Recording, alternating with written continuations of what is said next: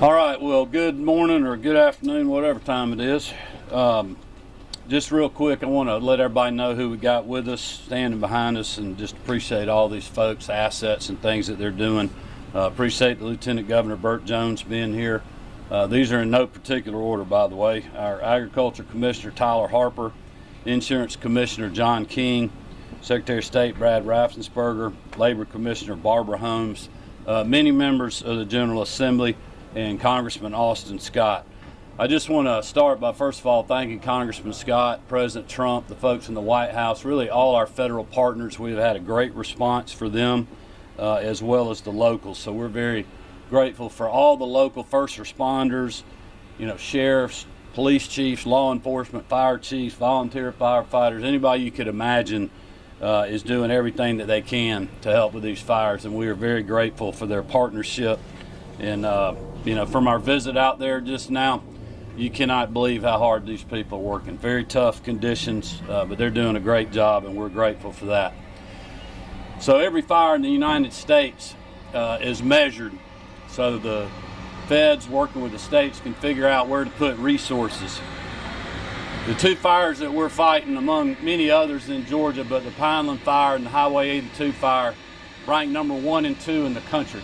So we got the two most dangerous, biggest, problematic fires anywhere in the United States within, really just a very small area that we're having to fight. So as you can imagine, it's a lot for us to have to deal with. We looked at all the records going back historically with the state. We believe that these two fires have created the most lost homes ever in the history of our state.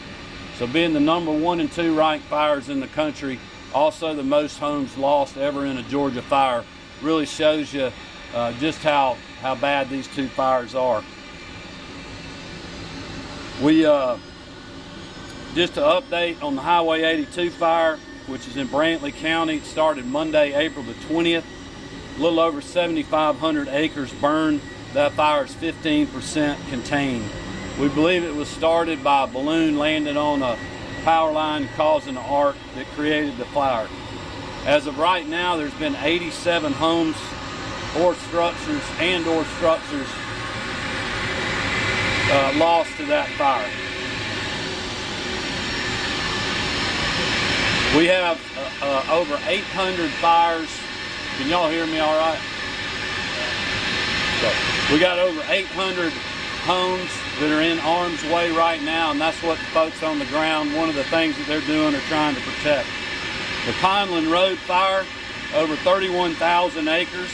It's 10% contained. There's been 35 homes lost, and there's about 160 homes that are in harm's way. So we've got a total of 38,873 acres that have been burned or are burning between just these two fires. Unfortunately, fire activity, we'll hold this second.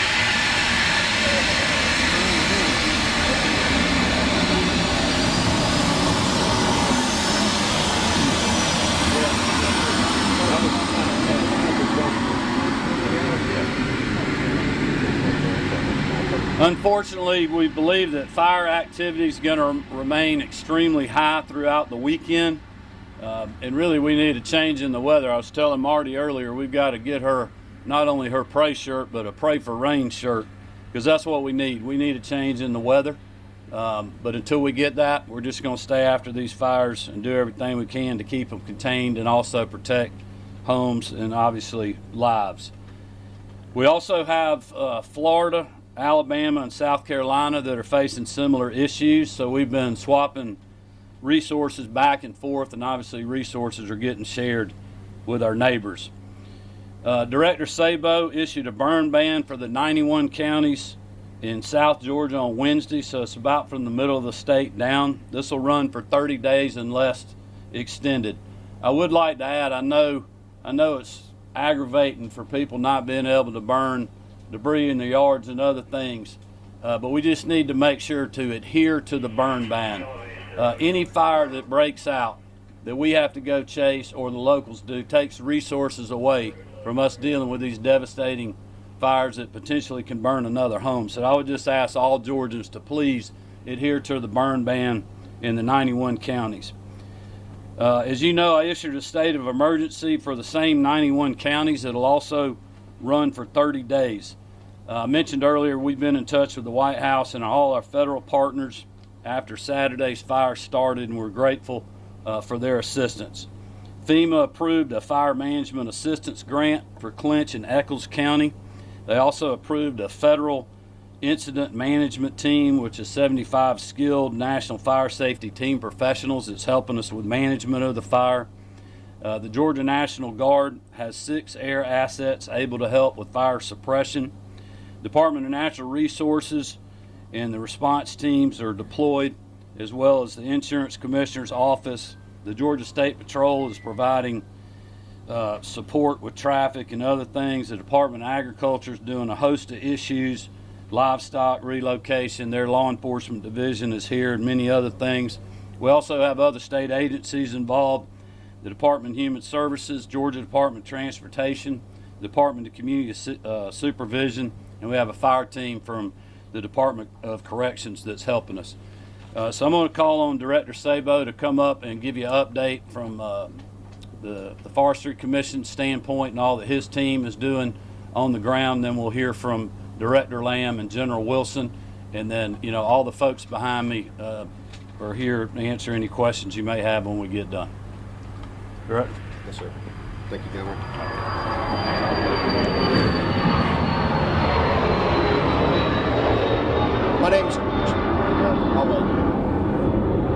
My name's Johnny Sabo. I'm the director for the Georgia Forestry Commission. First, I just want to say our thoughts are with the families and communities that's been impacted. It's not just a number. We understand that this is your livelihood, extremely disruptive for your life, and for that we are truly sorry, and we are doing everything we can to quickly contain these fires. I also want to recognize the firefighters, first responders, and partners who have worked around the clock. Many just who have not went home, who just stay out on the line and keep fighting. So thank you to them. We are currently experiencing extreme to exceptional drought. Exceptional is as bad as it gets. There's not a number higher than that, and that has caused our wildfire activity to succeed our 5-year average as far as number of wildfires.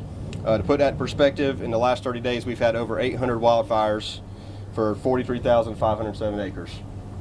So most of that acreage is unfortunately Highway 82 and the Pineland fire, but any spark, chains, grill is causing new wildfires for us. As the governor mentioned today, the Brantley County is the most significant home loss we have ever experienced in the state from a single wildfire. We've received a lot of questions on what have we done to prepare for this, so I'd like to address that for just a moment. And the situation is serious, but for everybody to understand, we've been trending in this direction for a long time with the lack of rain, drought, fire conditions. Also Hurricane Helene, the fuel loading that we have seen, that is absolutely playing a part in the Pineland fire with the increased fuel loading on the ground.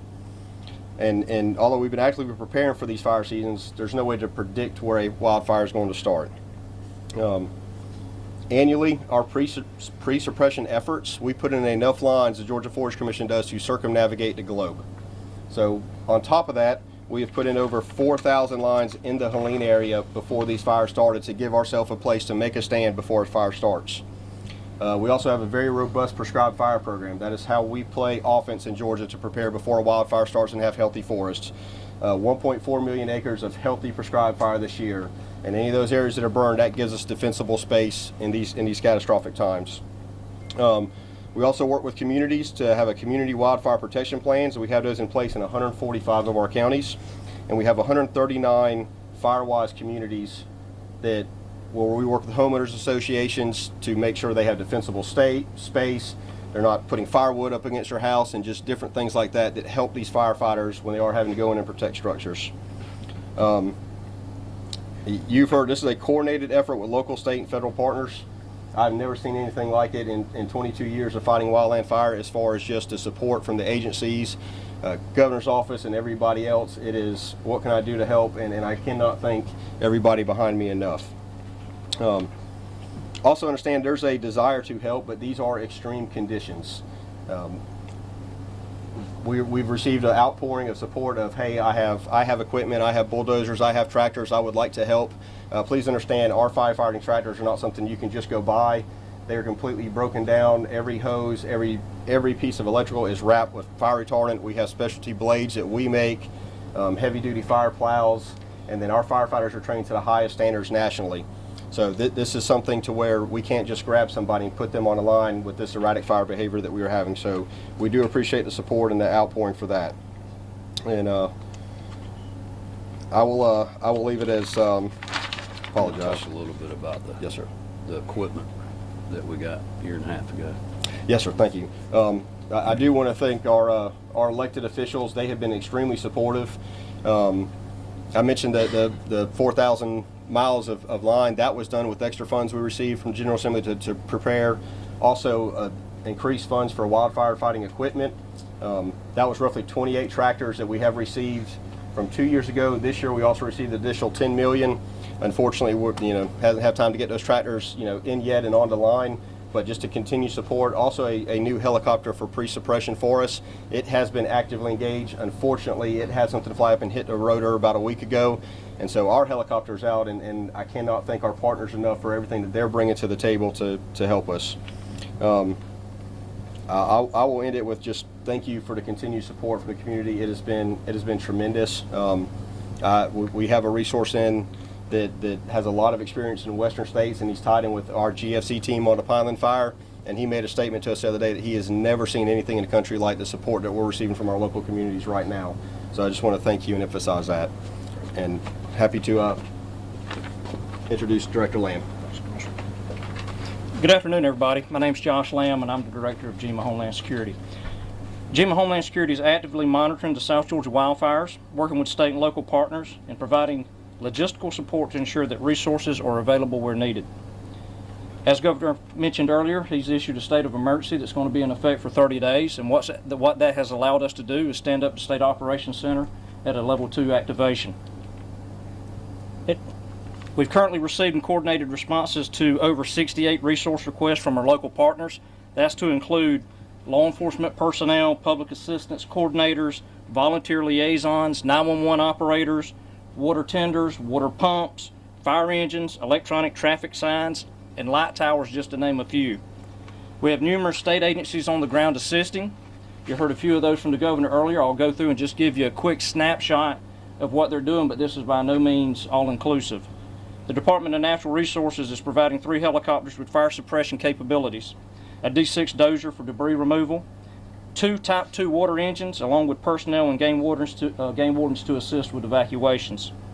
Georgia Department of Public Safety is providing 3 helicopters to support wildfire response efforts, and is also helping with traffic control and road closures, and they've also provided one of their command buses, which is helping with communications. The Georgia Department of Agriculture is assisting with livestock relocation in affected areas, and their law enforcement and EM division has been stood up. They're deployed and assisting. Department of Human Services is working closely with the American Red Cross to assist with sheltering. Georgia National Guard, General Wilson will speak to their efforts in a minute, but they've been a great help. Georgia Department of Transportation has been out providing road barricades and signage and helping us deal with road closures. Department of Community Services has provided security, traffic control, and assisting otherwise as needed. Department of Corrections has provided inmate firefighting teams, which I've seen out on the roads today. And of course, the Office of Commissioner of Insurance and Safety Fire is here to help with any insurance claims while also trying to fight against any insurance fraud. So I think anybody that lives in the area that has seen the fire or the smoke plume understands what I'm about to say, but for others that may be a little bit more far removed, you've heard the governor and Commissioner Sabo talk about fire safety and how important it is for the burn ban, but I just want to go through a couple of things and for people to understand that we have a lot of resources here now, and if you'll do your part, hopefully we can keep them here, but if you're not, they're going to be drawn away because they're going to have to go deal with other fires. But remember to always stay alert and follow instructions from your local authorities and emergency management. Keep your phones on, keep your alerts on. It can happen quickly. Make sure you got your phone where you can receive your alerts. Avoid roads around the fire where equipment, trucks, and personnel continue to position and reposition to safely and aggressively fight the fire. If you can stay out of the first responders' ways out there, they're going to better be able to fight this fire and hopefully get folks home even quicker. But do your part where they can do theirs. This is a very important one. Do not fly your drones near wildlife fires, as they can ground firefighting aircraft. One of the best tools we have in fighting this fire is aircrafts. If people put their drones up in the air, that comes to a halt. So let's don't keep these aircraft on the ground. Let's keep them in the air where they need to be. Keep a shovel and fire extinguisher ready to use. I talked about your cell phone. We're currently under a burn ban. People at home wonder, does that apply to you? Yes, it applies to you. Don't burn things, nothing. Don't burn anything at all, because like I said, that's going to pull resources away from where we need them, and it's something that could be prevented very easily. Don't use fireworks or anything else that create a spark. Make sure you dispose of your cigarettes safely and never toss them outside. Don't drive your vehicle on the dry grass or brush. Make sure your vehicle is properly maintained with nothing dragging on the ground. It's all very important, and I can't tell you how important it is. We've got to keep those resources in place.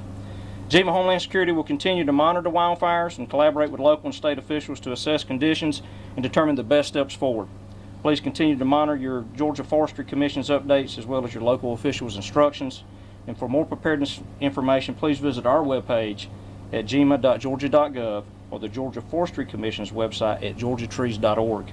You can also find additional information and updates regarding South Georgia wildfires via our social media. And one last thing, I'll tell you, two things that really stand out to me. One is these first responders that are out fighting this fire. I've been out with them the last 2 days, and the looks of commitment and dedication on their face, I can't think of anybody I would want out there in the team that's on the ground right now, because they're fighting with everything they've got to try to get this fire under control. The second is the private community and the donations that have been coming in. It is almost overwhelming, the donations that have been coming in, and it's a good reminder of all the good that's out there in the world. But what I would encourage everybody to do with your donations, because there has been such an outpouring of help, is coordinate that through your local EMA office, and that way they can make sure that it's being coordinated and we get those donations put through as efficiently as we can. And with that, I will introduce General Wilson, where he can talk about the Georgia National Guard. Thank y'all. Thank you, sir.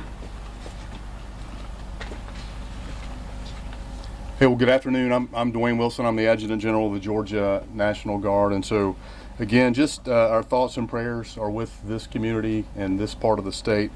The Georgia National Guard, we have a long history of partnering with our local, state, and our federal agencies to ensure the safety and the security of not only our local communities, but our state and our nation as well. This operation is no different from anything that we've had to accomplish in the past. Our soldiers and aircrew members are certainly trained and equipped very, very well to be able to do this mission. In fact, I'm a little biased, but you have the best in the nation, best soldiers in the nation right here in the Georgia National Guard. We're using both CH-47 and UH-60 Black Hawk helicopters. To my right, your left, probably within 24 hours of the governor's executive order, we were down here with the first four dropping water on the fire, and so we're certainly grateful to be able to just be part of this team. We're focusing on both Clinch and Brantley counties.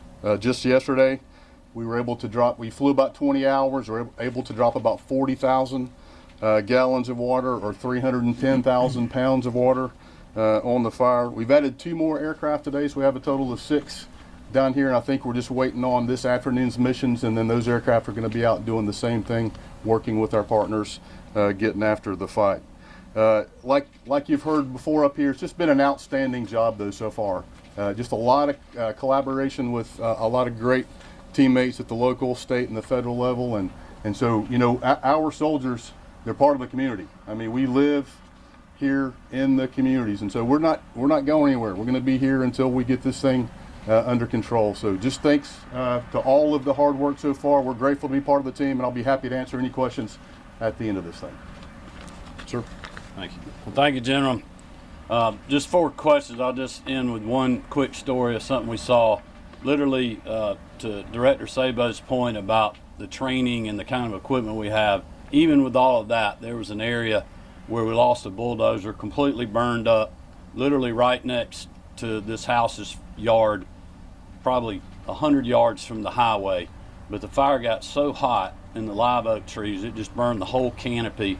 And this individual was trying to protect that home, and the fire just surrounded him. Thankfully, he got out of there safe. But that's the kind of conditions that we're dealing with, and it's kind of conditions that these communities and these families that have lost their home are dealing with too. So I would just continue to ask all Georgians to keep them in their prayers. Also, all those that are on the line and anybody that's working the fire, just that they stay safe. As far as we know right now, we have had no loss of life. Thank the good Lord for that. With that, I'll open it up for questions, and obviously anybody that's here can also. Governor, can you talk about your personal reaction to seeing what you saw out there? And you spoke with the firefighters on the line. How was their morale, and is there anything they need that they may not have? Well, I would tell you, number one, they're focused, because we stopped on the side of the road. Literally, the fire's burning right up to the right of way. There's people hosing down where they were back burning, and I just got out of the truck. Marty and I were shaking their hands and thanking them, and one guy shook his hand. He didn't even look up and kept going. He didn't even know who I was, and a minute later he came back and goes, "I'm sorry about that, sir," but that's how focused they are out there. They are focused on getting this fire put out.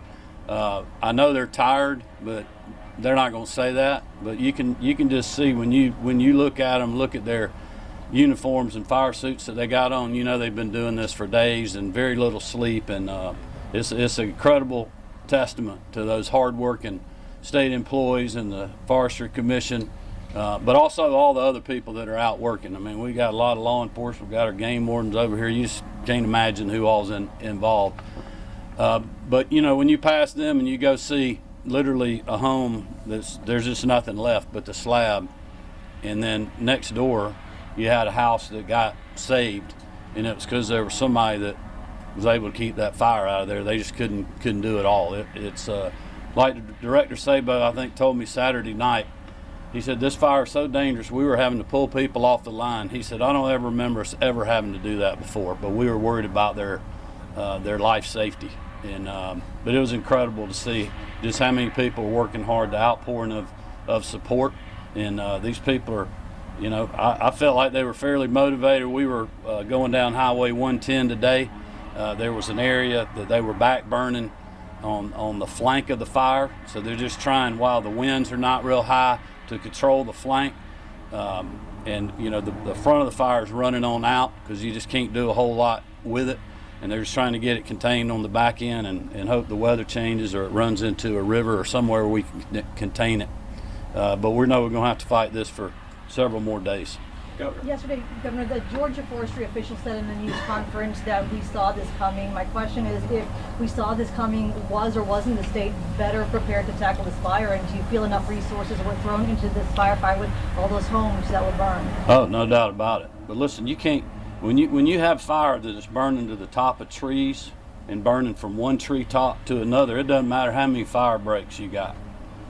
When you have a fire that's shooting sparks, literally, and Director Sabo can talk more about what they've had to deal with, but we flew over a patch that was a small burned area where you had an ember from the fire a mile away that blew and landed somewhere else. And thankfully they were able to contain that. So there's no way to like stop this fire. They're having to contain the flanks and the back of it, and then hopefully we get a change in the weather and run it out for the front, and then we're doing everything we can to save, you know, homes. The volunteer firefighters are. But this is extreme conditions that we're dealing with and extreme fires. I don't know if you have anything you want to. I'm sorry. You want to add anything to that? Happy to, yes, sir. So, like I said, we were trending in this direction. We can't ever say we saw this coming, or you know, we're gonna have a wildfire in one specific place. But even pre-positioning resources around the nation. So the large air tankers that you've seen dropping, we normally don't have these in the southeast. So working with our federal partners to make sure we have some in Chattanooga and in Lake City are two tanker bases that we use. So those were there, here, ready to go. You know, anything we can do to be pre-positioned. We have crews scattered all out. Our average response time statewide is 26 minutes from the time we get a notification to we're on the fire. That's nights, weekends, and holidays. And so we take this very serious, but at the end of the day, we have an extreme drought and we have extreme fire weather conditions on a normal day without drought that we would be having severe wildfires. So you combine those two, and there's only so much you can do in the front of it. So thank you. Governor, could you talk about the FEMA declaration, and will this become a full disaster? And how does that relate to the victims and any assistance they might get from the federal? Yeah, I'll let Director Lamb speak. So couple things. One, we're still in the middle of this event, so it's a little too early to decide whether it's going to make a major deck or not. We're going to get through the other side of it, be able to do some damage assessment, take all that into consideration, and see where that sum comes out. We were approved for an FMAG, which means we are going to get some reimbursement for firefighting measures. That's something that's unique to the firefighting world, but that's going to just help with those firefighting measures. The major declaration is going to be something that we'll have to work through and get there eventually, but we're not there yet. I would just add to that, that's also one of the things that Commissioner King's doing. He'll have a whole team down here helping folks with their insurance and making sure they're getting what they're needing out of that. You mentioned the cause of the Brantley fire, and I couldn't hear it earlier. Is there a cause? Can you tell us how you know? Well, we believe that one of the fires started when somebody was welding their gate. Spark fell on the ground, started the fire. They couldn't get it put out, and it just spread from there. We believe the other fire was a balloon that landed on a power line and created an arc, which then caught the ground on fire. But, you know, we got investigators that are working on that now, and we'll confirm all that later. That's the Brantley one you're talking about, right? Yes, sir. So, Georgia Forestry Commission has investigators that investigate arson from a wildfire perspective. And so that is what those individuals are trained to do. And so the Brantley fire was absolutely I don't really want to describe to it, but I mean, it's like a kid's party balloon that's going to like that aluminum look to it, landed on the power line, caused a spark, and that's what caused this wildfire. So that has been determined. Governor, what's your message for evacuees who are watching this, wondering when they're going to be able to go home and if they're going to have a home to go back to? Well, I would just tell people to talk to their local law enforcement, first responders, the folks that are on the ground. I mean, when you fly over, there's state troopers, local law enforcement, all kind of folks that are on the ground that are communicating with the locals. You know, that is something else people need to, like, if there's an evacuation notice, they need to get out. They don't need to be grabbing things, they need to get out. Because these fires, I mean, I had a guy I know that luckily they didn't lose their house, but they were dealing with a really tough fire. They got it under control. That was yesterday morning. He texted me yesterday afternoon and said the wind shifted, and now the thing's about to hit our house, and thankfully it didn't. But that's how quick things can change, especially, you know, right now it's not too awful bad, but in the afternoons when these winds pick up or tomorrow. The other thing is, you know, we've got a chance of rain down here tomorrow, which is good, but it's not a great chance. But also, if it is a thunderstorm, we could actually have more fires that we got to deal with because of lightning strikes than the rain helps us. So that's the kind of conditions we're dealing with. But I mean, the good example is that guy that's you know, like Director Sabo was talking about, this trained firefighter on that dozer, and thankfully he got out alive, but his tractor got burned up. That's how quick things can change.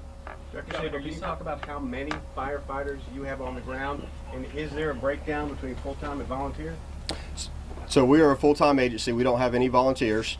I have 524 employees, and I have 10 that are still assisting Department of Ag with the timber block grant, and 514 that are in fire support. So this is all hands on deck. We've suspended any other operation that we are doing, and they are all supporting wildfires or fighting fire. The local, county, and municipal fire departments helping as well? Yes, sir. Absolutely. One thing I would just add to that, Richard, when we were at this back burn on Highway 110, you had a lot of the Forest Service guys that were out there too with their trucks after they burn, making sure they're knocking down any hot spots where it doesn't blow up later in the afternoon, jump across the road. But there was all kind of county fire trucks that were out there, water tanks, and they're helping them spray in the water. Somebody told me they saw a fire truck from Fannin County that was down here. So to the director's point about how many people are actually helping respond to this fire from all over the state, we just can't thank them enough for that. That's how Georgia is, though. Is there a single number that people can call or a website? Let me get him right here. You had mentioned obviously that how conditions can change. We were here yesterday during a news conference at 4:30. That's when the plume of smoke started coming. The chance of rain has gone down significantly from what we were expecting earlier in the week. How concerned are you for the weekend ahead and the next week that if you guys can't keep it contained enough that we could be talking this could explode to what you're seeing in the Pineland fire? Well, I'm hoping it doesn't explode, but I mean, we're dealing with very tough conditions. I mean, I felt like the guys on the front line were pretty optimistic there on Highway 10 because they got a good block knocked out this morning. But there's still an awful lot to do, and I'll let the director talk about the weather this weekend, kind of where we are on the Pineland fire versus 82. And we have actually moved resources. You might want to talk a little Yes, sir. about that too. So we did shift resources from the Pineland fire over to this fire, just with the fire activity that we're seeing currently on the Highway 82 fire. But we were extremely concerned through the weekend. It's calling for 20% chance for rain, but strong gusty winds. Something that we measure is called dispersion. That's about a lift. So when everybody sees the column starting to build and get a lot of convection, that's supposed to be really high this weekend. And one thing that I cannot stress enough is even if we receive an inch of rain, these fires aren't even close to out. One thing that we're seeing on every fire that we have, especially the Pineland fire, is all of our swamps are dry, and that soil in the swamp is what we call peat or duff, depending on where you are, and it's 90% organic material, and it will burn for months and months and months. So it is going to take inches, 8 to 10 inches before we can walk away from these fires. So we have a very long way to go. Wildfire forecast is for us to be less than average rainfall until July. So we're going to be here for a while. Is there a single number people can call if they need help, or a website we can direct them to? I think go to G. Yep, sorry. What was that? Is there a single number that people can call if they need help, or a website, a central website we can send folks to? The best place to go to is to go to our website at gema.georgia.gov or to the Forestry website at georgiatrees.org. Either way, they'll get the information they need. Yeah, then and if people it's at the an local emergency, need to. they just need to call 911. Yeah. There are a lot of residents without insurance. Is there anything that could be done on the state or federal level? I mean, we talk to people who have zero insurance. Yeah, well, we'll deal with all of that, through any disaster relief that we may have that GEMA will handle. Our first priority is making sure we get this fire put out, but I would just send those people to the Commissioner King's office at the Department of Insurance or to GEMA, and we can steer them in the right direction. Richard's going to close us out, all right? Madam First Lady, I'd like to ask about your shirt. Yes. And prayers. Well, it was given to me back at one of the hurricanes in his first administration by an employee at GEMA. And so I take pride in it to be able to come out here. And if I can't say anything, I just remind people that we need to be praying for these families and keep these firefighters that are on the front lines and everybody that's trying to do this to continue to pray for everyone. Thank you. It's a good way to end it.